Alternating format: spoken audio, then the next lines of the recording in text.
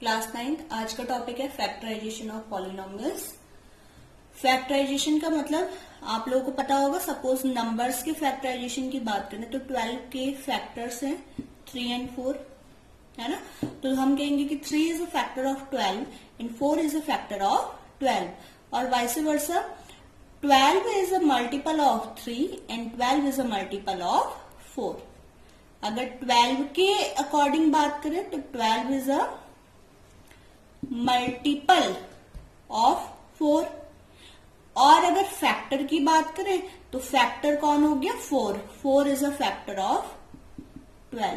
तो ये दोनों आपस में कोरिलेटेड चीजें हैं, ठीक है। मल्टीपल होने का मतलब क्या है कि उस पर्टिकुलर नंबर को, जैसे 4 को किसी नंबर से मैं मल्टीप्लाई कर रही हूं और मुझे क्या मिल रहा है 12।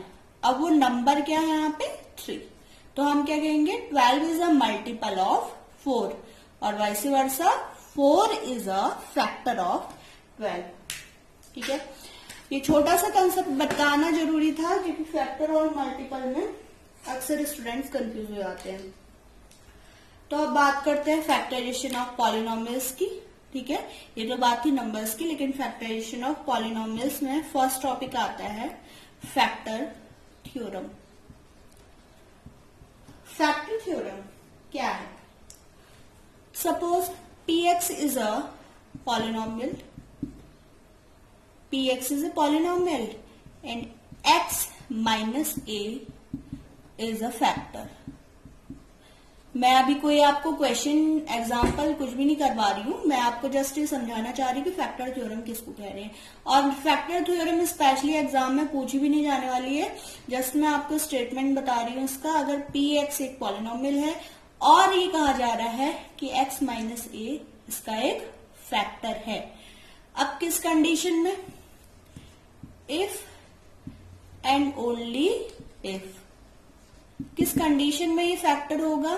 कि जब x माइनस ए के फैक्टर्स रखे जाएंगे, x माइनस ए का जब 0 रखा जाएगा, x माइनस ए का 0 क्या होगा a, क्योंकि आप इसको 0 के इक्वेट करोगे और x इक्वल टू क्या मिल जाएगा a। तो इस पॉलिनोमियल में पूरा जो अभी तो मैंने खाली इसका सिंबॉलिक वे में लिखा है, अगर कोई पॉलिनोमियल आता है, कोई एक्सप्रेशन आता है, आप उसमें इस वैल्यू को रखोगे तो आपको क्या मिलना चाहिए? 0 मिलना चाहिए। तो बात आपकी समझ में आई कि px एक पॉलिनोमियल है, उसका एक फैक्टर x माइनस ए है, लेकिन वो x माइनस ए उसका फैक्टर हम कब कहेंगे? तब कहेंगे जब x माइनस ए का 0, ठीक है। x माइनस ए का 0 मतलब a को हम इस पॉलिनोमियल में रखेंगे और हमें आंसर क्या मिलना चाहिए? 0 मिलना चाहिए। एग्जाम्पल, अब आप एग्जाम्पल देखिए इसका। बात हो रही है x square plus 2x plus 1 की, ठीक है। x square plus 2x plus 1 की बात हो रही है। मैं यहाँ पे कह रही हूं कि x plus 1 is a factor for given polynomial, is a factor of given polynomial px। तो यहाँ पे px क्या है? पॉलिनोमियल है और x प्लस 1 मैं इसका फैक्टर कह रही हूँ। किस बिहाफ पे? सबसे पहले देखते हैं x प्लस 1 इक्वल टू 0, इसका 0 क्या हो जाएगा? -1। तो -1 ये वैल्यू इस पॉलिनोमियल में रखने के बाद देखते हैं क्या होता है। -1 रख लेते हैं इसकी वैल्यू, तो -1 square is 1, that is -2 plus 1, 2 minus 2, that means p of -1 equal to 0। तो क्या हुआ? x प्लस 1 को मैंने बोला था कि इसका एक फैक्टर है, लेकिन ये बात चेक भी तो करनी चाहिए। मैथ्स में बिना किसी लॉजिक के, बिना किसी जस्टिफिकेशन के कोई भी कंसेप्ट नहीं बनता है, ठीक है। यहाँ पे ठीक है लेट हम करते हैं x ये है वो है, लेकिन जब हम कह रहे हैं x प्लस 1 एक फैक्टर है पॉलिनोमियल का, तो किस बिहाफ पे है? फैक्टर थ्योरम की बिहाफ पे है। और फैक्टर थ्योरम क्या कहती है कि इसका 0 इस पूरे पॉलिनोमियल में रखने के बाद आंसर शुड बी 0। अब आप लोग कह रहे होंगे मैम आपने रिमाइंडर थ्योरम भी ऐसी बताई थी। ठीक है, रिमाइंडर थ्योरम भी तो इसी तरीके से है और यही रिमाइंडर थ्योरम मैं यहाँ पे फॉलो कर रही हूँ। रिमाइंडर थ्योरम में क्या था कि इसका 0 रखने के बाद पॉलिनोमियल से जो भी आंसर आता है वो अपने आप में क्या होता है, रिमाइंडर होता है। लेकिन एक बात सोचो, अगर मैं ये कह रही हूँ 12 का फैक्टर 3 है, 12 का फैक्टर अगर मैं कह रही हूँ कि 3 है, तो किस भी हाफ पे कह रही हूँ, क्योंकि 3 से 3 4 जा 12, यहाँ पे आप डिवाइड करते हो तो आपको रिमाइंडर क्या मिलता है, 0 मिलता है ना। तो इसी तरीके से x+1 से जब आप इस पूरे पॉलिनोमियल को डिवाइड करोगे तो आपको रिमाइंडर क्या मिलना चाहिए, 0 मिलना चाहिए, तभी आप कहोगे x+1 इसका एक फैक्टर है। तो ये दोनों तरीकों से बात जस्टिफाई हो जाती है। तो आपको ये फैक्टर थ्योरम समझ में आई होगी, है ना। तो फैक्टर थ्योरम का मतलब ही क्या है, पॉलिनोमियल की लास्ट में वैल्यू, ब्रीफली कहूं तो लास्ट में वैल्यू क्या आनी चाहिए, 0 आनी चाहिए। तो एक दूसरा तरीका और है फैक्टराइज करने का, फैक्टराइजेशन करने का तरीका। एक तो ये है कि जब आपको एक पॉलिनोमियल गिवन है, ठीक है, ये तो बात थी फैक्टर की, अब करते हैं फैक्टर्स। कैसे, अगर आपको एक पॉलिनोमियल x² + 2x + 1 गिवन है और आपको पता करना है इसका फैक्टर क्या है, तो आप करोगे बाय ट्रायल मेथड। दो मेथड्स है, पहला मेथड है ट्रायल मेथड। ठीक है, ट्रायल मतलब आपको ट्राई करना है, लेट x = 0, लेट x = 0। तो x = 0 मैं यहां पे रख दूं अगर पूरे पॉलिनोमियल में, तो देखिए क्या होगा, P(0) = क्या मिलेगा मुझे, 1 मिलेगा। ठीक है, लेकिन यहां पे मुझे 0 नहीं मिला सॉल्व करके। इसका मतलब जो मैं स्टेटमेंट कह रही हूं कि x = 0 पे इसकी वैल्यू 0 आनी चाहिए, नहीं मिल रही है, तो ये इसका एक फैक्टर नहीं है। लेट x = 1, ठीक है, 1 वैल्यू रख के देखते क्या आता है, P(1) = 1² + 2 × 1 + 1, 1 + 2 + 1, P(1) = 3। अगेन मुझे नॉन जीरो नंबर मिल रहा है, 1 रखने के बाद मुझे एक नॉन जीरो नंबर मिल रहा है 3। इसका मतलब क्या होगा, x - 1 is not a factor, क्योंकि x = 1 तो एक 0 ले रखा है ना मैंने, 1 को आप इधर शिफ्ट करोगे तो क्या हो जाएगा, x - 1। तो x - 1 इसका एक फैक्टर नहीं हुआ। अगेन लेट करते हैं, लेट x = -1। अब -1 रखने पे देखते हैं इसकी वैल्यू क्या आती है, P(-1). आप लोग भी पेन कॉपी रखिए साथ में, P(-1) = -1 का स्क्वायर। मैथ्स कथा की तरह कभी भी सॉल्व नहीं हो पाती स्टूडेंट्स, आपको पेन और कॉपी के बिना तो ये बिल्कुल नहीं हो पाएगी। आप खाली वीडियो लेक्चर देखते रहेंगे और आपका टाइम वेस्ट होगा। इससे बेटर क्या है, आप प्रैक्टिस भी करते जाइए। अब मेरे आंसर आने से पहले तो आपका आंसर आ जाना चाहिए। P(-1) क्या आ रहा है, यहां से आ गया 1, यहां से आ गया -2, तो P(-1) इज 1 + 1 2, 2 - 2 0। तो यहां पे मुझे एक वैल्यू मिल रही है 0, P(-1) पे मुझे वैल्यू मिल रही है 0। इसका मतलब क्या हो गया, इसका मतलब हुआ कि x = -1 पे मिली है ना, तो इसका मतलब x + 1, -1 को इधर शिफ्ट कर दिया, x + 1 is a factor for given polynomial P(x). तो ये तो बात हुई हिट एंड ट्रायल मेथड की, कि आपने क्या करा,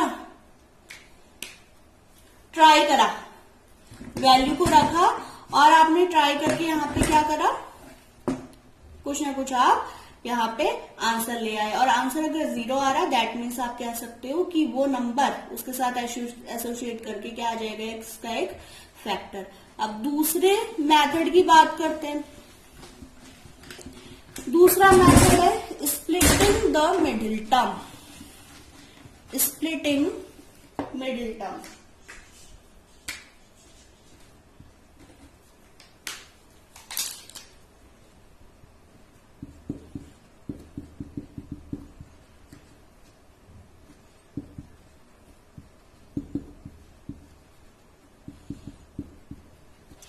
इस मेथड में क्या करेंगे, स्पेशली ये क्वाड्रेटिक पॉलिनोमियल जितने भी होते हैं उसको सॉल्व करने के लिए यूज किया जा सकता है।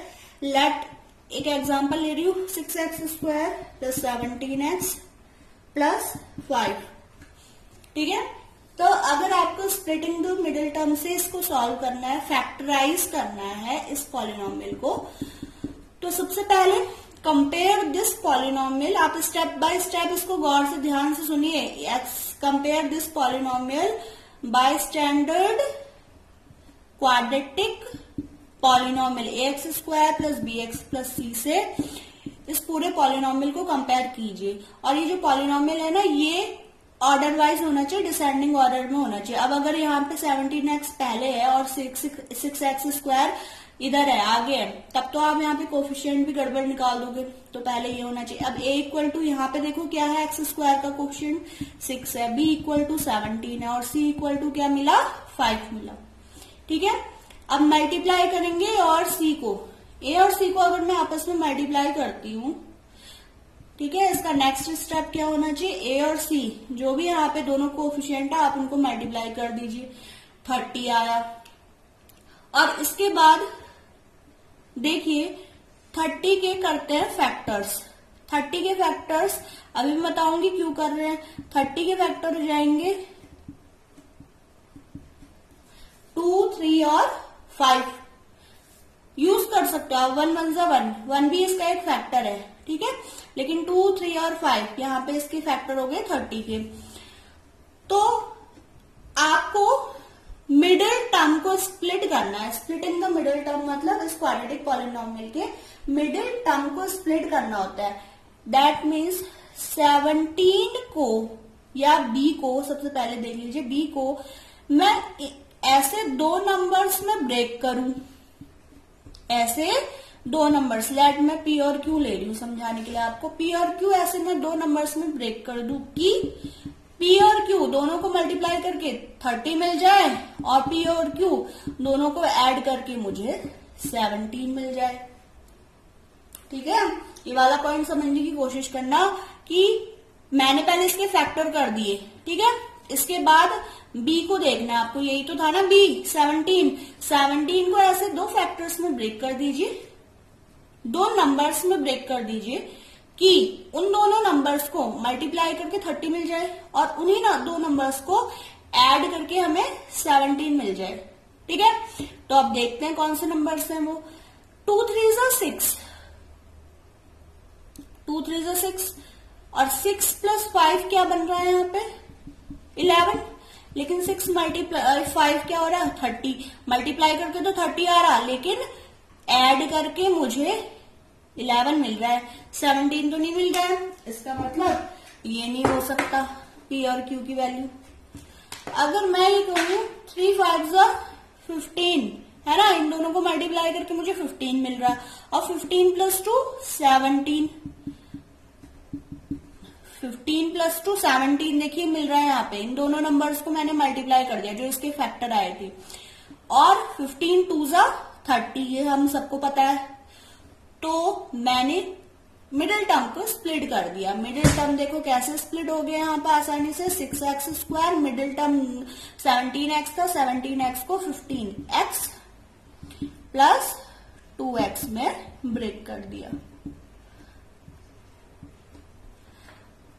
अब आपको दो दो टर्म लेके इनको कॉमन टर्म ले लेना है इसमें से, और कॉमन टर्म लेने के बाद फैक्टर करना है। देखो कैसे, 6x² और 15x में क्या कॉमन है, 6 पहले नंबर में देख लो, 2 into x में आपको थोड़ा, जिन लोगों को आता है सॉल्व करना इसको वो आसानी से कर सकते हैं, जो थोड़ा डीपली समझना चाहते देख लो कॉमन कैसे लेते हैं। वैसे कॉमन लेना क्लास 8 में था ये टॉपिक की, दो टर्म्स में कॉमन कैसे लिया जाता है। अब देखो यहाँ पे 3 है, यहाँ पे भी 3 है, यहाँ पे भी x है, यहाँ पे भी x है, और कुछ कॉमन बनता है कि इन दोनों में, नहीं है ना कॉमन, नहीं है, तो क्या लेंगे 3x मैंने कॉमन ले लिया, अंदर क्या बचा 2x प्लस 5 बचा। ठीक है, ऐसे ही 2x प्लस 5 इन दोनों में कॉमन क्या बचा, कुछ नहीं है ना कॉमन, कुछ नहीं होने का मतलब क्या होता है 1 कॉमन होना। कुछ कॉमन ना होना मतलब 1 कॉमन होना। कैसे? देखिए जैसे 11 है, 11 के फैक्टर्स क्या हो गए? 11 मल्टीप्लाई 1, और ऐसे ही 7 के फैक्टर क्या हो गए? 7 मल्टीप्लाई 1। अब क्या 11 और 7 में कुछ कॉमन है? लॉजिकली कुछ भी कॉमन नहीं है दोनों में, लेकिन क्या कॉमन है? 1 तो कॉमन है ना, 1 तो सब में कॉमन होता है। तो ऐसे ही इन दो नंबर्स में मुझे कुछ कॉमन नहीं मिल रहा था, दोनों टर्म्स में मैंने 1 कॉमन ले लिया। अब 2x प्लस 5 यहाँ पे भी है, यहाँ पे भी, इन दोनों टर्म्स को मैं उठा के यहाँ अलग से रख देती हूँ, ब्रैकेट 3x प्लस 1। इसका मतलब मैंने क्या किया, 6x square plus 17x plus 5 को ब्रेक कर दिया 2 टर्म्स में, 2x plus 5 and 3x plus 1 में। ठीक है। अगर इसकी जगह पर ये क्वाड्रेटिक पॉलिनोमियल ना होके क्यूबिक होता तो ऑब्वियसली इसके 3 फैक्टर आते, या इसकी मैक्सिमम पावर 4 होती तो मुझे 4 फैक्टर मिलते, लेकिन यहाँ पे क्वाड्रेटिक है तो आपको 2 फैक्टर्स मिलेंगे। ठीक है। आई होप आपको ये समझ में आया होगा, और अगर आपके डाउट्स रहते हैं तो आप मेरे को कमेंट कर सकते हैं, कमेंट में आप पूछ सकते हो। और काइंडली आप इसको सब्सक्राइब जरूर कीजिए चैनल को, जिससे मुझे भी मोटिवेशन मिलती रहे नए नए वीडियोस और इसमें बनाने के लिए, है ना। मैथ्स के लिए बेसिकली मैं वीडियोस बनाऊंगी, मैथ्स और साइंस के लिए, और इंजीनियरिंग के जितने भी इलेक्ट्रिकल में सब्जेक्ट हो सकते हैं उन सब के लिए वीडियोस बनाऊंगी। तो लाइक करें और सब्सक्राइब करें। Thank you.